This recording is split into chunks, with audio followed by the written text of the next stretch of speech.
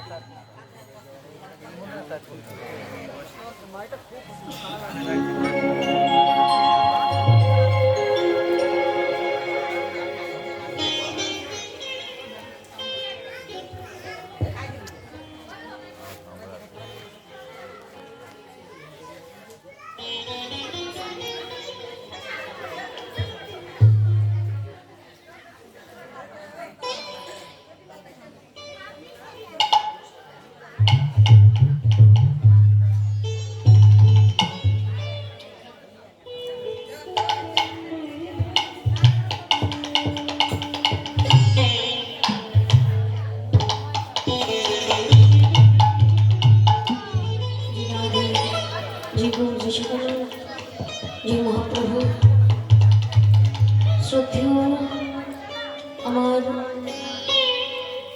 সাধু বৈষ্ণব কৃষ্ণ ভক্ত গৌর ভক্ত সকল গৌর অনুরাগী কৃষ্ণ অনুরাগী ভক্তগণের আপন চলে জানায় অধুনির কোটি কোটি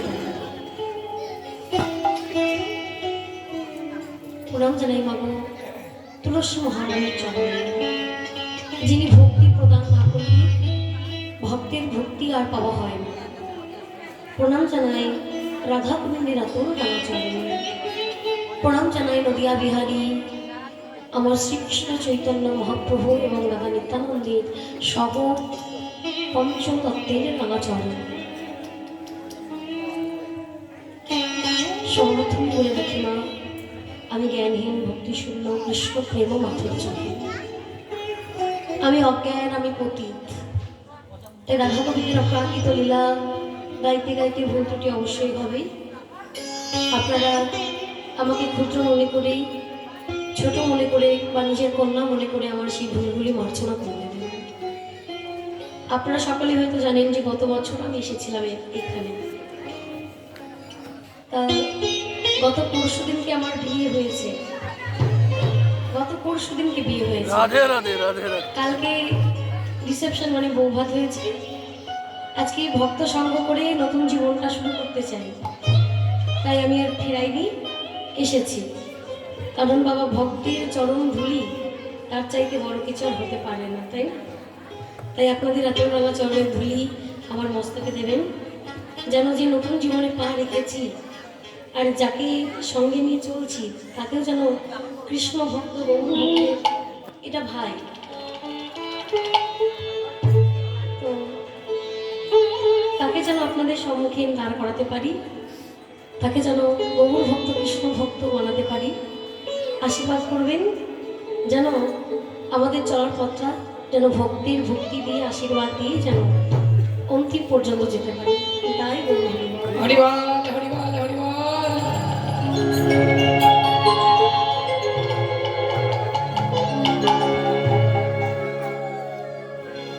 আজকে আমরা যে লীলা শ্রবণ করব, আমাদের প্রেমময় লীলা, আমার শ্রী শ্রী গোবিন্দের বাল্যলীলার মাঝে একটি লীলা, মৃত্তিকা ভক্ষণ, শ্রীকৃষ্ণের মৃত্তিকা ভক্ষণ।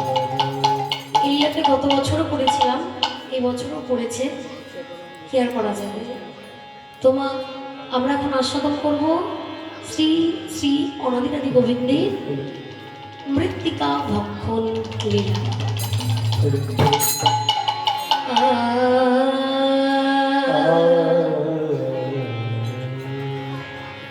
জয় জয় কদো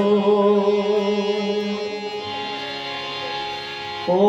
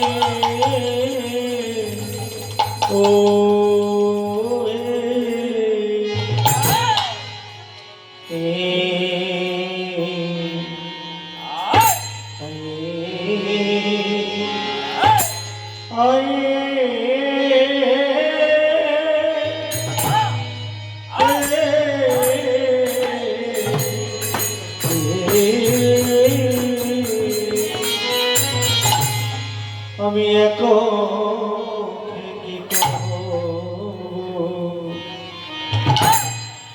দেখো দেখো গোরা চাঁদের লীলা আয়া আয়া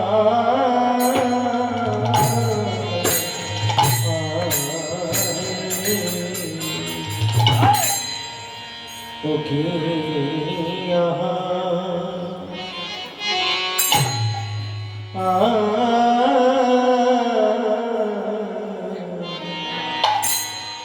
মরি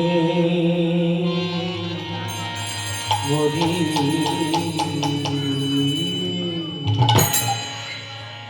আরে ও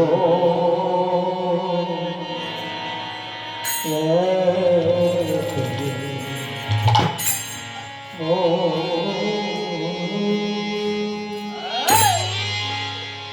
আমি একমুখী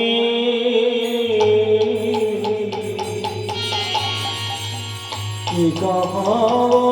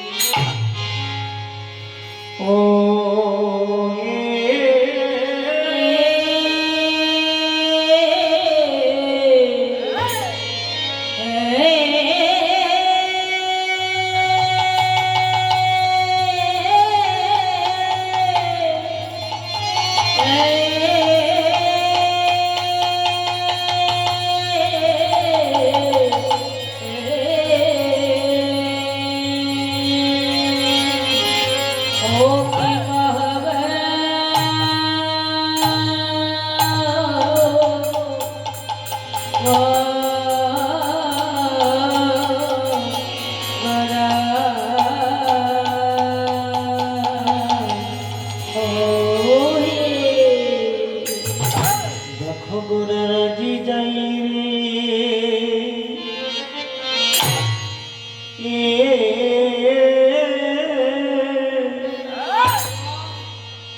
যাই রে ভাবে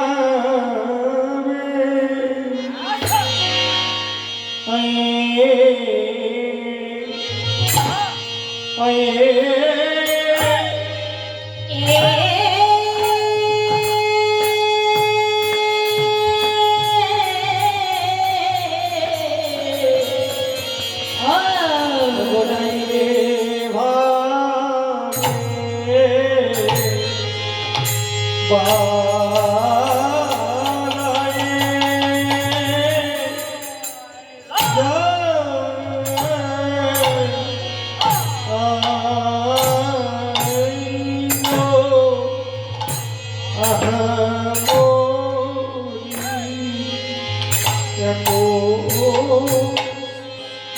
মুখে কি কহবো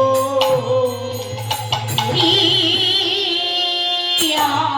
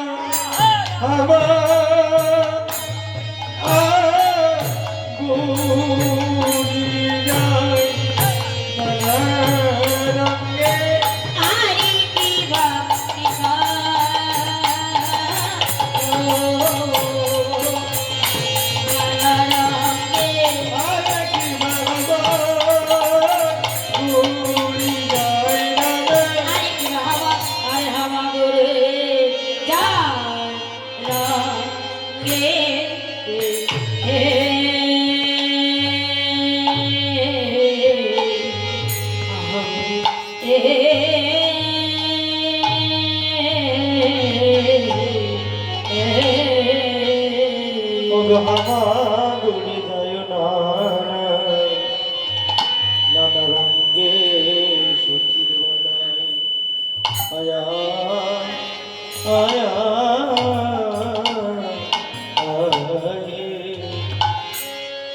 গোড়ালি যাইলে ভাবের বান যাইরে আরে ও হামাগুড়ি যায় না আমার গোড়া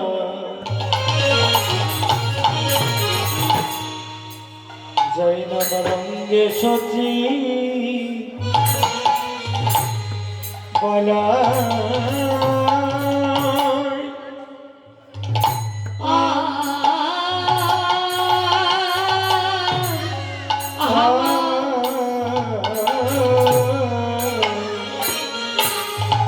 গোরে আমার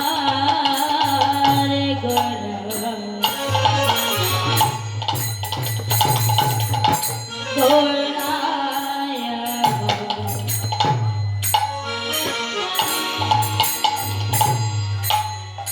রঙ্গে সচি বলা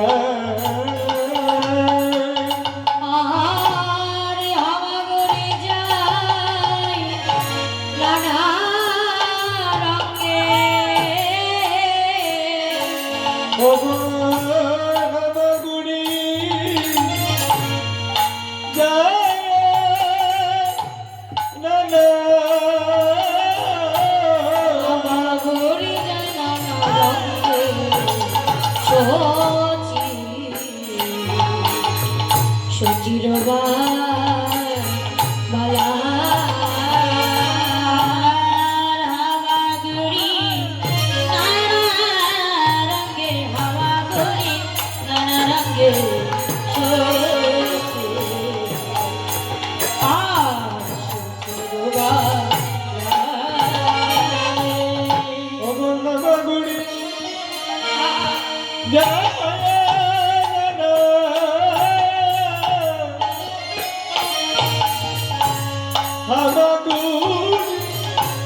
যায় না রঙ্গে রঙ্গে ছবি বলা দেখো গড়াগড়ি যাই গো গড়াগড়ি যাই গো যাই গো দেখো গড়াগড়ি যাই গো ধরা নিব পরে গড়া গড়াগড়ি যাই গো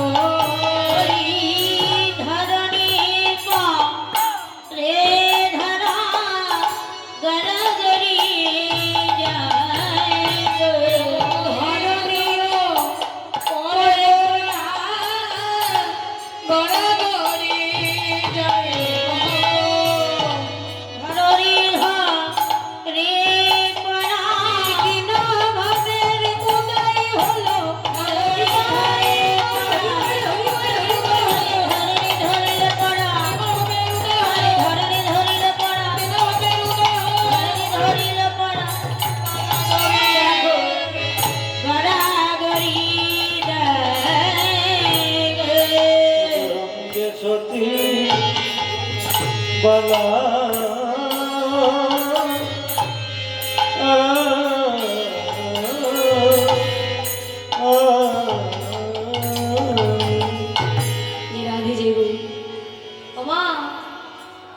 আমরা হচ্ছি বাবা নদীয়াবাসী।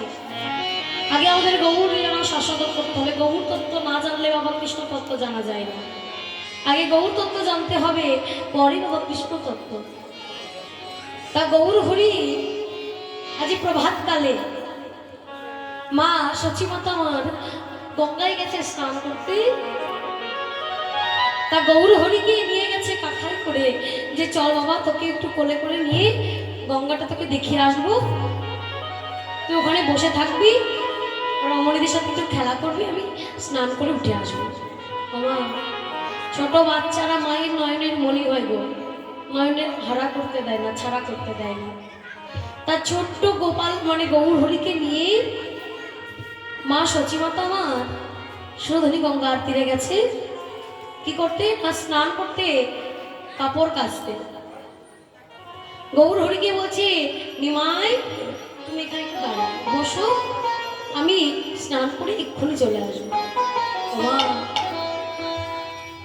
গৌর হরিকে নাই বসিয়ে চলে গেলেন। মা মা তো আর জানছে না যে আজকে ছেলের মনে কি আছে। মানে প্রত্যেকটা লীলা, যে লীলাগুলো আমার গোবিন্দ করে গেছেন ছিলেন দাপর যুগে, গৌর হরি সেই সেই লীলাগুলো এই কলিযুগে করে গেছে। তবে কৃষ্ণ করেছিলেন শ্রীমতী রাধা রানীর সঙ্গে, আর গৌর হরি করেছিলেন আপনাদের মতো আমাদের মতো ভক্তির সঙ্গে। হরিবল হরিবল হরিবল হরিবল। তা গৌর হরি আমার ভক্তকে এটা জানাবার জন্য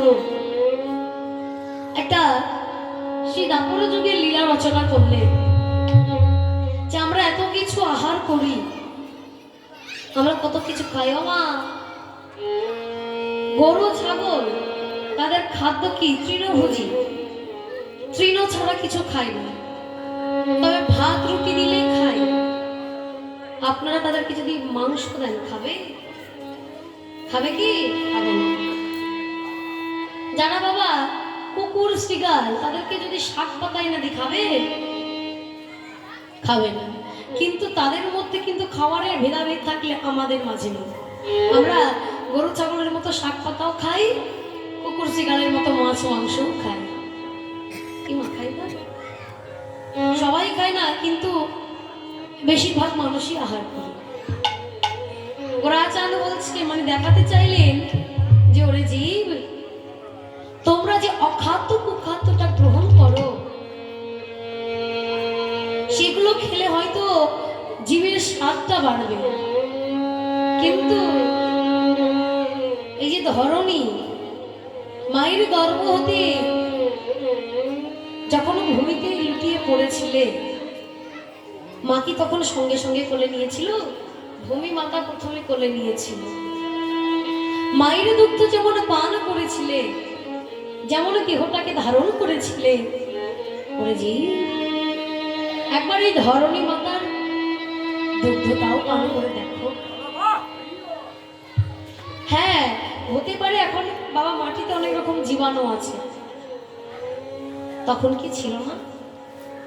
তখনও ছিল, কিন্তু এই ধুলোটা বাবা মানে যেমন তেমন জায়গাকার ধুলো পান মানে আস্বাদন করলে হবে না বাবা। যেখানে বাবা টয়লেট আছে সেখানকার মাটি খেলে হবে? হরিবল হরিবল। যেখানে অভক্তের চরণের ধুলি সেখানে খেলে, সেখানকার ধুলি পান খেলে হবে? হবে না। এই ভক্তের চরণের ধুলি, এই ধুলি মুঠো মুঠো নাও, নিয়ে আস্বাদন করো, তবেই বুঝতে পারবে যে ধুলির মাঝে কি আছে। হরিবল হরিবল। তাই না বাবা? যেখান সেখানকার ধুলো নিলে তো হবে না। যেই ধুলো নিলে তাকে লাভ করা যায়, যেই ধুলো খেলে পরে আমাদের সমস্ত মনের জ্বালা, শুধু মনের জ্বালা কি গো মা, সাংসারিক জ্বালা, মায়াতে জ্বালা, মায়ের বন্ধনে থেকে মুক্তি পায়। এই যে ধুলিটা হচ্ছে বাবা ভক্তের পদধূলি। পদকর্তা বলছে যে জীব যদি সেবা করতে হয় তাহলে অভক্তের নয়, ভক্তের সেবা করো। ভক্ত পদ রজ আর ভক্ত পদ জন, ভক্ত ভক্ত শেষ তিন মহাবন। প্রত্যেকটা গ্রন্থে, প্রত্যেকটা শাস্ত্রে শুধু ভক্ত ভক্ত আর ভক্ত। ওমা, অন্যদের রাগ হয় না, যারা ভক্ত নয় তাদের রাগ হতে হয় না যে শুধু ভক্তদের কথাই তুলে ধরেছে, আমাদের কথা কেন তুলে ধরেনি। আমার যারা গুণবতী তাদের কথাই বাবা রচনা হয়, রটনা হয়। যারা গুণবতী নয় তাদের কথা রটনা হয়, হয় না। যারা ভক্ত সকলেই বলে ভক্ত সঙ্গ করো, ভক্ত সঙ্গ করো। ভক্ত সঙ্গ করলে কি হয় মা? বাবা দেখবেন কীর্তন আসরে বসে সবার কিন্তু কীর্তন শুনতে ভালো লাগে না, লাগে লাগে না। একটু বসলো, ভালো লাগলো কি লাগলো না, যাইবার চলে যায়, সংসারে অনেক কাজ আছে, কাজগুলো করে আসে। সেই মানুষটা যদি একদিন মন প্রাণ দিয়ে একটা ভক্তের পাশে বসে, সাধুগুরু বৈষ্ণবের পাশে বসে যদি কীর্তনটা আস্বাদন করে, তার সংসারের দিকে মনে চলে গেলেও ভক্তির স্পর্শে যখন বাবা ভক্ত যখন নয়নের জল ফেলে, নিজের যে আবেগটাকে ধরে রাখতে না পেরে কি করে, অন্য একজনকে জড়িয়ে ধরে, আলিঙ্গন করে। যদি ভক্ত হতে চাও, ভক্তের পাশে গিয়ে বসো। ভক্ত যখন তোমাকে হিয়ায় হিয়ায় দিয়ে আলিঙ্গন করে নেবে, ভক্তের পূর্ণ ভক্তি কলসী রূপে হিয়াটা যখন তোমার অপূর্ণ কলসিতে স্পর্শ করবে, হিয়াতে স্পর্শ করবে, তখন সেই কলসিটার মধ্যে যে ভক্তি আছে, সেই ভক্তিরূপী মধুটা তোমার কলসিতে প্রবেশ করিয়ে দেবে।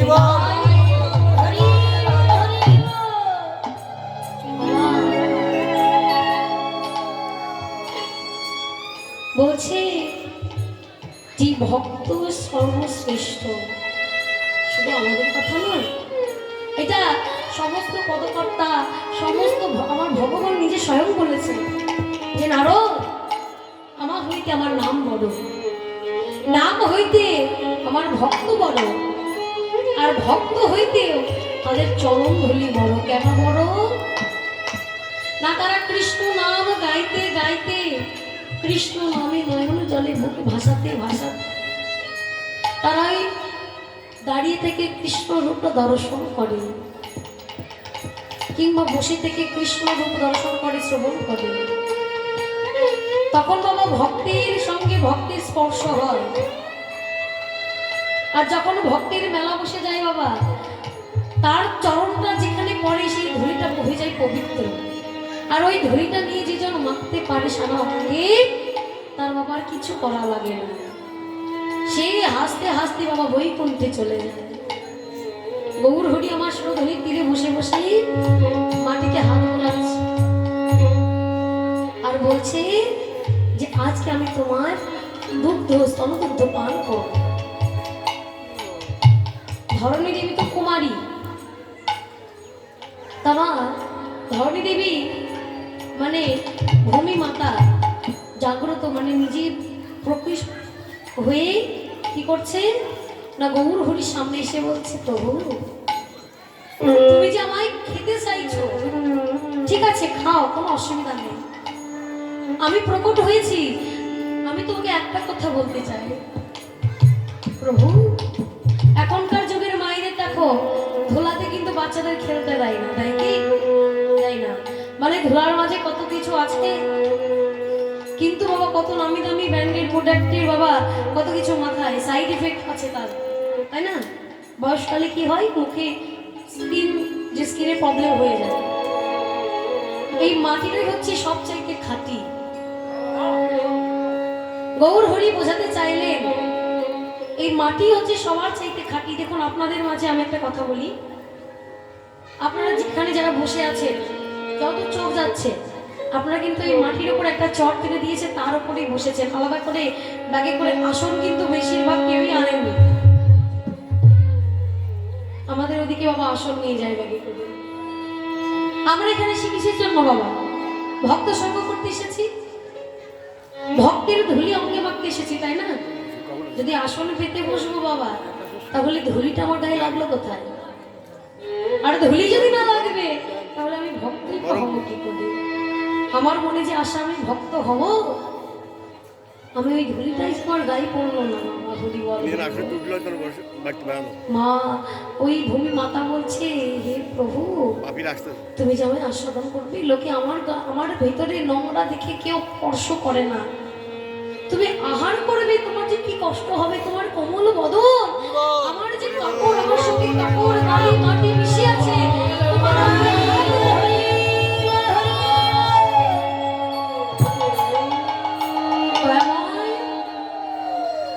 আমি তো ভালো কিছু তোমায় দিতে পারবো না, তবে আমার মাটিতে কাপড় বালি মাটি অনেক রকমের জিনিস মিশে আছে। সচিমাতা তোমার অঙ্গে আঘাত লাগবে বলে মাখন ননি ঘি ছানা সর তুলে দেয়, আর তুমি আমার কাপড় মিশ্রিত মৃত্তিক ভক্ষণ করবে, আর আমি সেটা কি করে দেখতে পারবো? তবে দয়া করে আমাকে দেওয়ার মতো তো তুমি আর কিছু দাওনি। আমার কাছে যা আছে সবই মাটি, আমার কাছে দেওয়ার মতো আর কিছু নেই। তবে তোমায় কি দেব? গৌরহরি বলছে আমার কিছু লাগবে না, আমার ওই তোমার মৃত্তিকা হলেই হবে। কারণ পৃথিবীতে মাটির চাইতে খাটটা কিছু হতে পারে না। কেমন জানো না, একটা মন্দিরে একটা কলসি রাখা আছে গোবিন্দের বিগ্রহের পাশে, মানে ওই কলসটি করেই মন্দির ধোয়া হয়, তুলসীর বৃক্ষে জল দেওয়া হয়।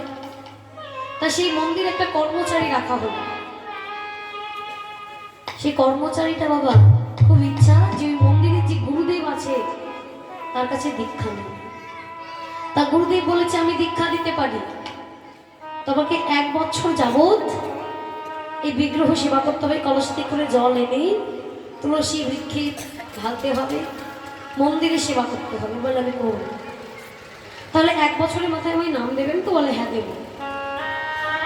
1 বছর টানা বাবা কাজ করতে করতে 1 বছর 1.5 বছর হয়ে যাচ্ছে, গুরুদেব মন্ত্র দিচ্ছে না। তা সেই কর্মচারী অধৈর্য হয়ে কলসিটাকে নিয়ে বলছে ধুর, আমি আর এই কাজ করবো না, মন্ত্র নেবো না। এই বলে যেই না ভাঙতে যাচ্ছে, দাঁড়াও, কে চিৎকার করলো? আমি তো ওকে দেখতে পাচ্ছি না। বলে আমি কলসি, তোমার স্পর্ধা কি করে হয় যে আমাকে তুমি ভাঙতে যাও?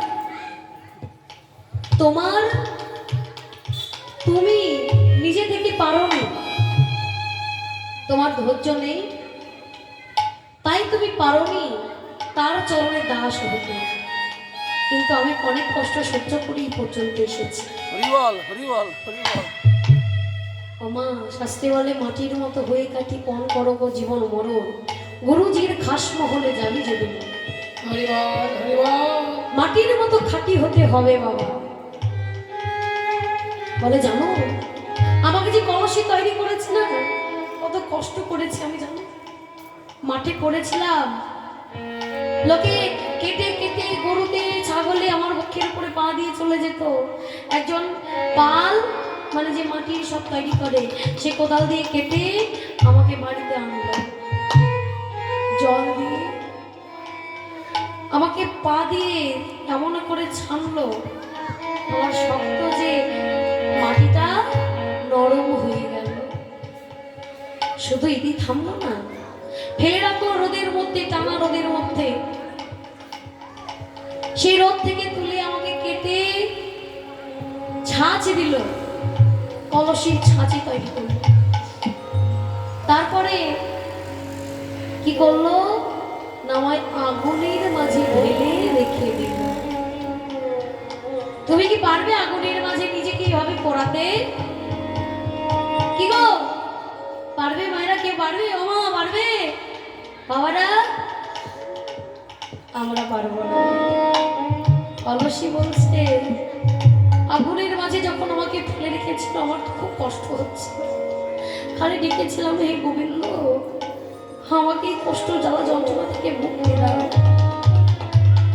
আমি আর কিছু চাই না। আমার যে কষ্ট হচ্ছে আমি যে শুইতে পারি না। আগুনটা নিভিয়ে দিল, একটা একটা করে তুলে জল দিয়ে দেখলো যে আমি ফুটো আছি কিনা। ফুটো হলে কোনো সেবাই লাগবে না, বাবা ফেলে দিবে। আমি ফুটো ছিলাম না, বাজারে নিয়ে গেল, সবাই বিক্রি হয়ে গেল আমার সাথী সঙ্গী, আমি একা পড়েছিলাম। ওমা আপনারা অনেকেই বাবা আমরা মনে করি যে আমরা একসাথে এসেছি, অনেক জায়গায় হয় না যে আমরা একসাথে এসেছি, ও পেয়ে গেল আমি পেলাম না, এরকম একটা ব্যাপার হয় না? তেমন বাবা ওই কলসিটা মনে করছি একসাথে বাজারে গেলাম, ওরা সবাই বিক্রি হয়ে গেল, আমি কেন পড়ে রইলাম? আমাকে কেউ নেবে না। কিন্তু এইটা ভাবাটা একবারই ভুল। কার ভাগ্যে যে কি লেখা আছে সেটা একমাত্র বিধাতাই জানে, আর কেউ জানে না বাবা। আমার কপাল ভালো ছিল বলে, আমি গোবিন্দকে স্মরণ করেছিলাম বলে একজন বৈষ্ণবের চরণে আমার অঙ্গটা ঠেকে যায়। আর তাতে কি হয় না, আমি ওই পালের ঝুড়ি থেকে মাটিতে গড়িয়ে গড়িয়ে তার চরণতলে পড়ে যায়। আর পড়ে যাওয়াতে ওই বৈষ্ণবটি আমাকে তুলে ধরেছে, ধরে বলে, পাল ভাই, এই কলসটা যখন আমার পায়ের কাছে এসে পড়েছে, আমি দামে দিয়ে কিনে নিয়ে যেতে চাই আমার বিগ্রহের কাছে রাখবো। আমাকে একজন বৈষ্ণব কিনে এনেছে, এনে বিগ্রহের কাছে রেখেছে। তোমার সামর্থ্য হয়নি, তুমি পারোনি, তবে তোমার কি অধিকার যে আমাকে কৃষ্ণ সেবা থেকে বঞ্চিত করার? তোমার ভাগ্যে নেই, তাই তো হচ্ছে না। কিন্তু আমি যে এত কষ্ট করে কৃষ্ণ সেবায় লেগেছি, যে চরণে মনে করে মনে পায় না, ধ্যানে গণে ধ্যানে পায় না, যোগী গণে যোগে পায় না, সেই চরণ এত কষ্ট করবার পর যখন পেলাম, তুমি কোন সামর্থ্যে, কোন অধিকারে আমাকে তার চরণের সেবা থেকে বঞ্চিত করতে চাইছো? তোমার কোনো অধিকার নেই। তোমার যদি দীক্ষা নিতে না ইচ্ছে হয়, তুমি আমাকে আমার গোবিন্দের পাশে রেখে তুমি নিজে চলে যাও, কিন্তু আমাকে আমার গোবিন্দের চরণে ছাড়া করে দিও। গোবিন্দের রাতুল চরণ তলে যখন একবার এসেছি, আমি যে আর যেতে চাই না।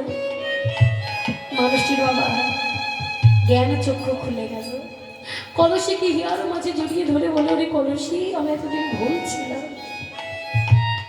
ভক্ত হতে হলে যে ধৈর্যটা রাখতে হয়, আমি সেই ধৈর্যটাই হারিয়ে ফেলেছি। সামান্য কলসি হয়ে তুই আমায় শিক্ষা দিলি, আজ থেকে আমিও তোর মতো নিঃস্বার্থভাবে গোবিন্দের সেবা দেব। আমার গুরুদেবের যখন ইচ্ছে হবে দীক্ষা দেবে, না হয় না দেবে, কিন্তু গোবিন্দ সেবা করার অধিকার তোমার আছে। সবাই মিলে বাবা গোবিন্দের সেবা করছে। সেই গৌর হরি সেই মৃত্তিকা তুলে আজ নিজে নিজে ভক্ষণ করেছে। যেটা নিজে নিজে ভক্ষণ করছে, মৃত্তিকা খাচ্ছে আর মুখ থেকে লালা ঝরে ঝরে পড়ছে।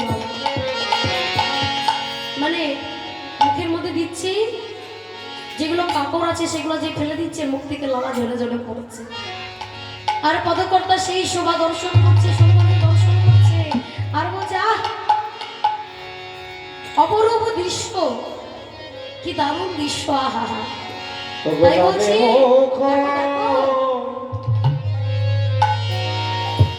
লালে মুখ ঝরো আর লালে ঝরো ঝরো গোরার দেখিতে সুন্দর, লাল মুখ ঝর গোরার দেখিতে সুন্দর। আর পাতা বিম্ব আর জানা,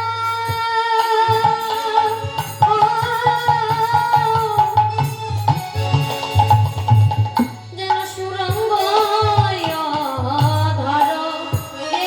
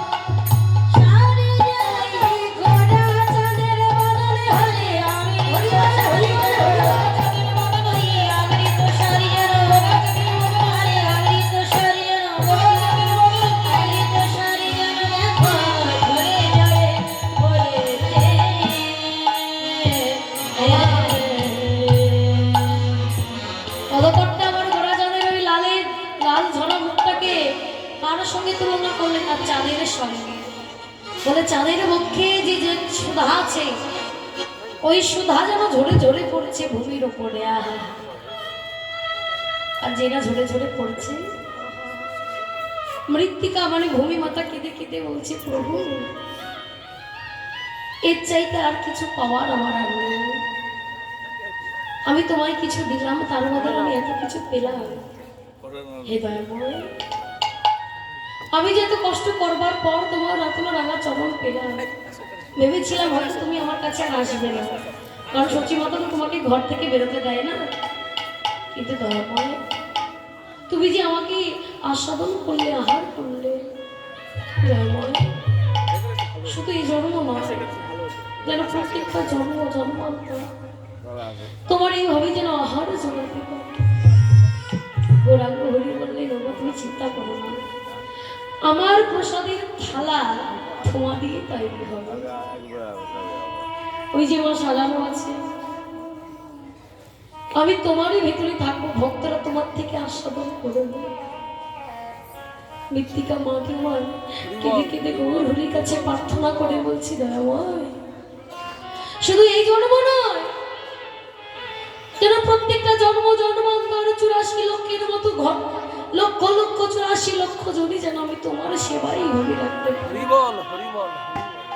শুধু এই জন্ম নয়, দয়াময় তুমি আমার শিরে হাতটা রেখে শুধু এইটুকুই বলো, আজকে ভক্ত আর ভগবানের কথোপকথন হচ্ছে।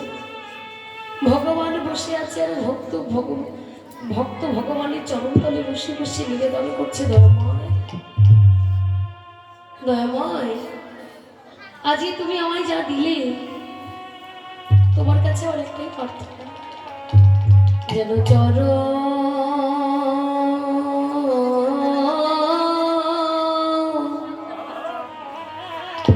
রাঙা চরণে ছাড়া করা না গো,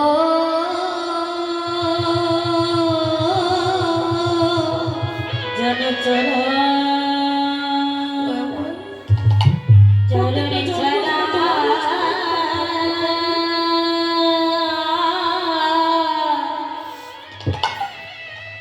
ছাড়া করে করোনা গো,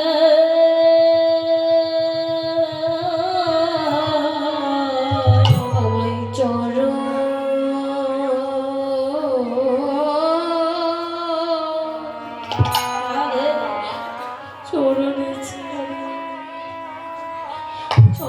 ছাড়া করো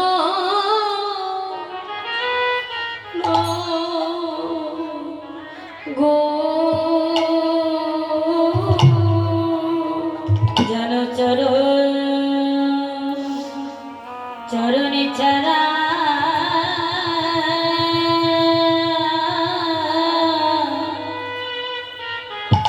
ছাড়া করে করুণা গো, যেন তোমার সেবা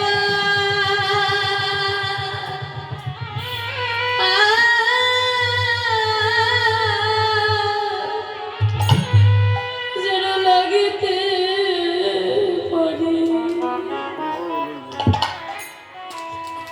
যেন চলো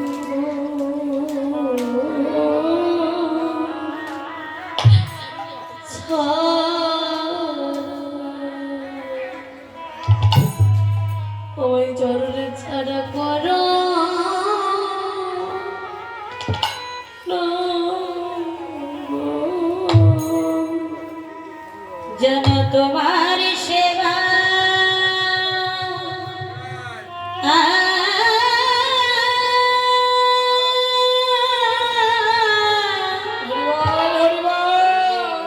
যেন লাগিতে পারি,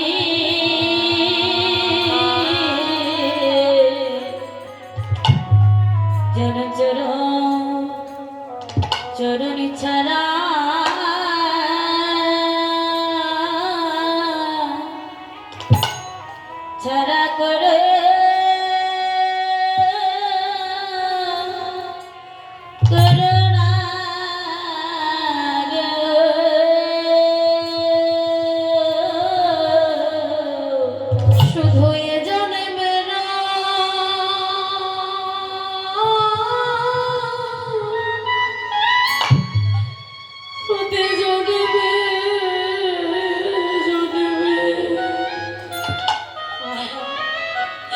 যেন তোমার সেবা হরিবল হরিবল তোর সেবা লগেতে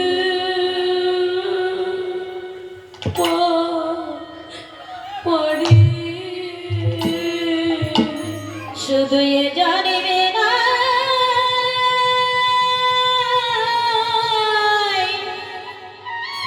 প্রতি জানিবে জানিবে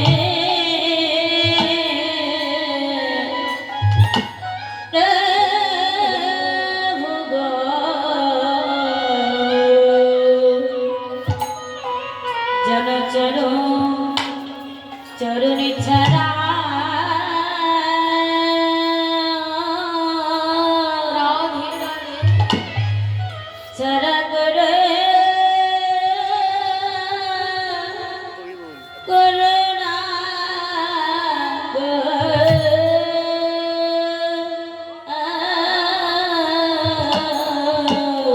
চরণের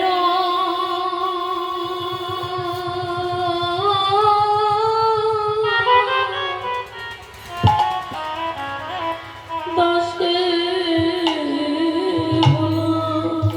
রাধে রাধে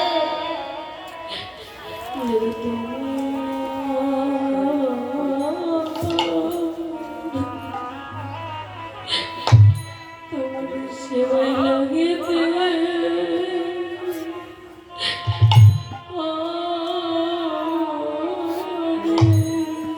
ওই চরণে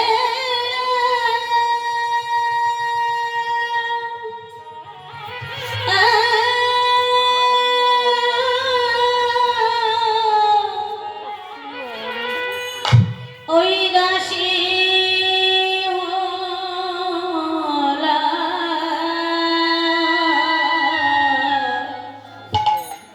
প্রভু গো জনচরণ চরণে ছাড়া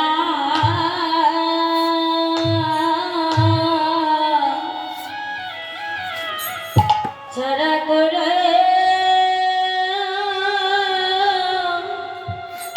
করুণা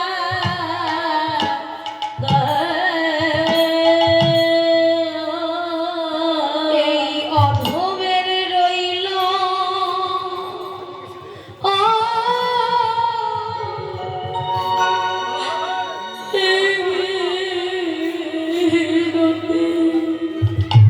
জনচর চরণে ছাড়া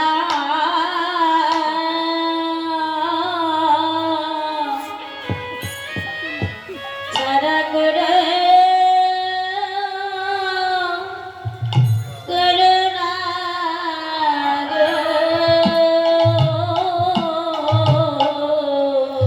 এই অধমের রইল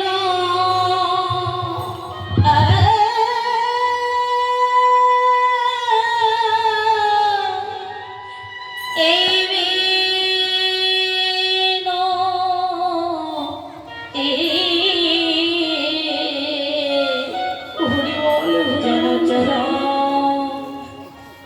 চরণে ছাড়া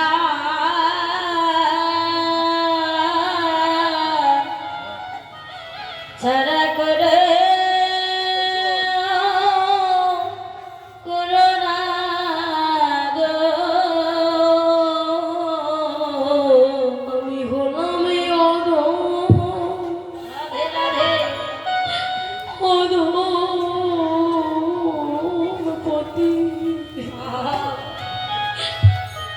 আমি তোর সেবা বল কি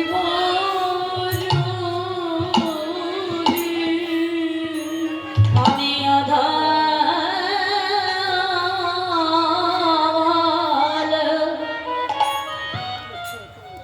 ওই সেবা সেবাপতি জনচর চরণে ছাড়া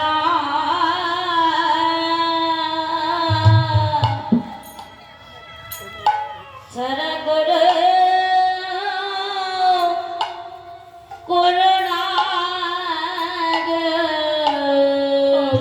অনন্ত তিনি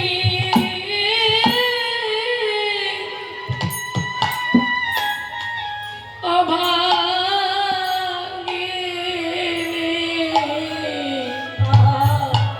মত তোমার সেবা সেবার কি বা জানে আমি হালে ওই সেবা প্রতি আমি সেবার ওই কেবা জানি আমি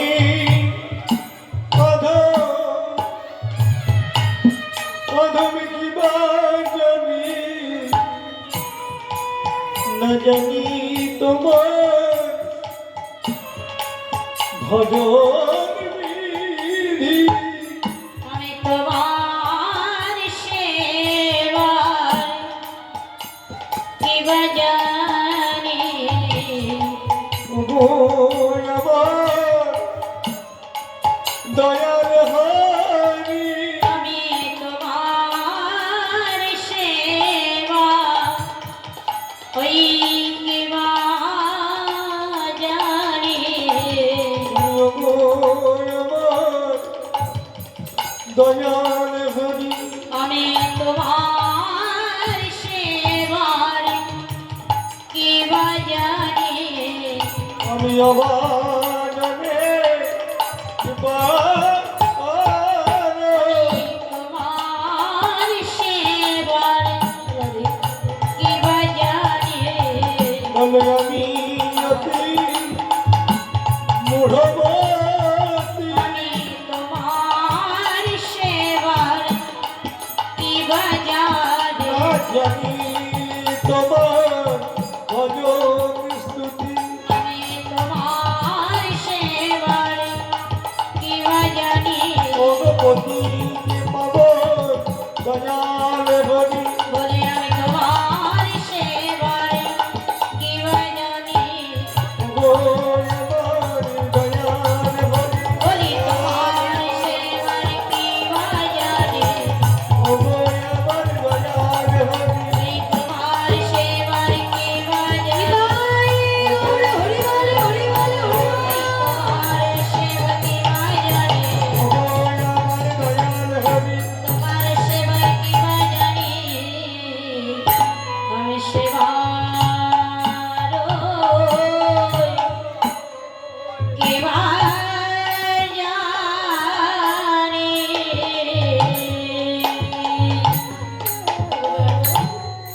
আমি তোমার সেবা সাধন ভজন কিছুই জানি না, তবে আমি যদি তোমার ভক্ত হই, যদি কোনোদিন তোমাকে ভালোবাসি, যেন সারাটা জীবনও তোমার এমন সেবা লাগতে পারি। হরিবল হরিবল। ভগবানের অপার করুণা বাবা। যেমন দেখুন, গতকালকে থেকে আমার গায়ে জ্বর, হ্যাঁ মানে এত পরিমাণে জ্বর, ওষুধের পর ওষুধ খাচ্ছি, এখানে এসে পর্যন্ত আমি শুয়েছিলাম, কিন্তু গোবিন্দের ওই যে বললাম অপার করুণা বাবা, যে ভক্তের মাঝে এসে দাঁড়িয়েছি, আমার কোনো জ্বর নেই, কোনো অসুবিধা নেই। আমার মনে হচ্ছিল না, মনে হচ্ছিল যে আমি দাঁড়াতে পারবো তো, হরিবল হরিবল কিন্তু হরিবল দেখুন ভগবানের কি করলো, সে নিজের কাজ নিজে করে নেবে। সে ঠিক আমাকে দাঁড় করিয়ে দিয়েছে, আর কোনো জ্বর নেই। আবার হয়তো দেখা যাবে আসর থেকে যখন নেমে চলে যাবো, আবার ঠিক জ্বর কোথা থেকে পাঠিয়ে সবই তার করবে। ভগবান কি চাইবে যে আমার নাম করবে তাকে আমি কষ্ট দেব?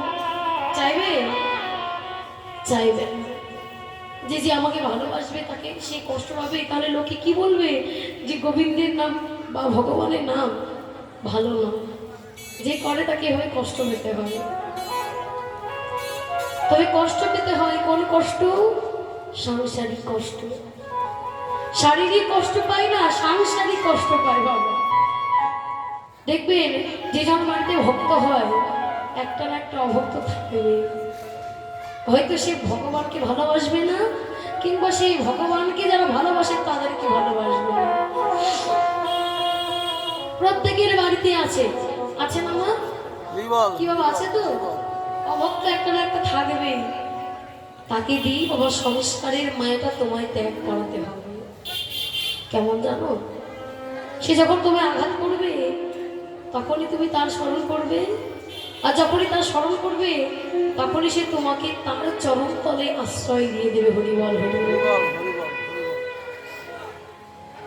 তে আমরা বাবা পৃথিবীতে যতক্ষণ থাকবো তাই গৌর হরিবল হরিবল।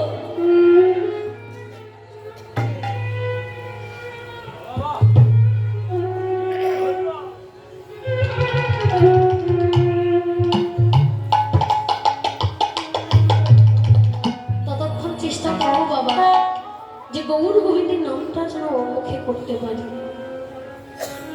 আজ আমার গৌর হরির রূপটা দর্শন করে পদকর্তাকে পাশে দাঁড়িয়ে বলছি, দেখো রে মন, যদি গৌর হরি না আসতো তাহলে আমরা কি লীলা সম্পর্কে তার যে অপার করুণা, তার যে মহিমা জানতে পারতাম না। তাই বলছি, যদি গৌর না আসিত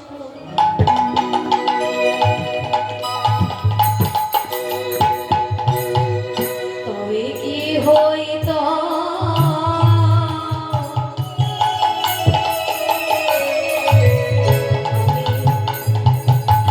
কেমনে ধরতাম রে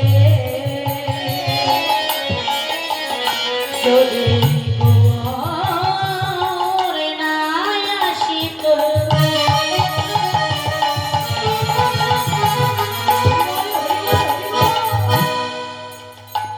ওই কেমনে ধরিত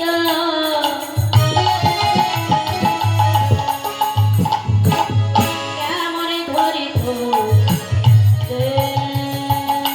যদি গৌর নয় আসিত কেমনে হইত কেমনে ধরিতাম রে হর মহিমা প্রেম রস সীমা বল জগতে জানত কে রাধার মহিমা।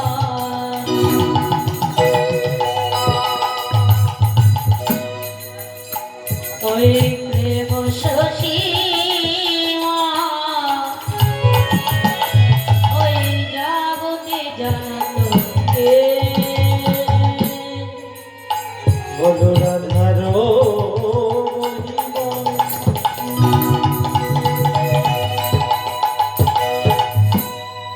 প্রেম রস সীমা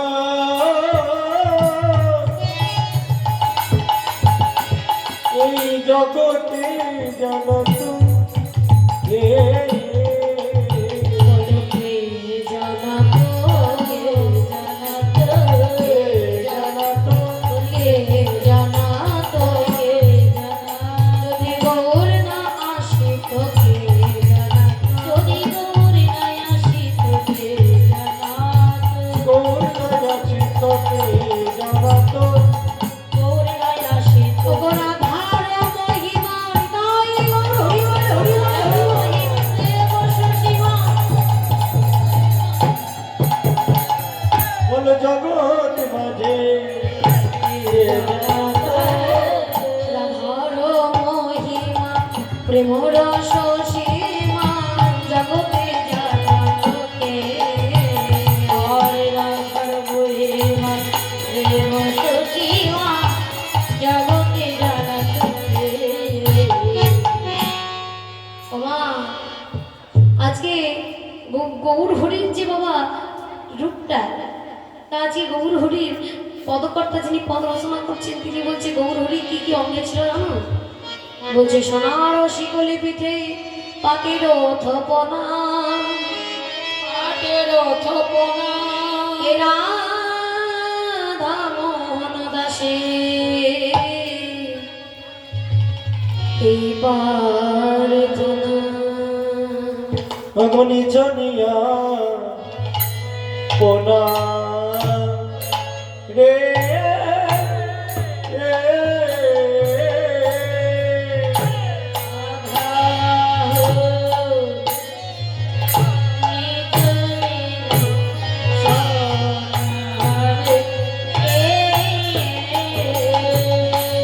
বাসু ঘোষে জানিয়া পোনা রে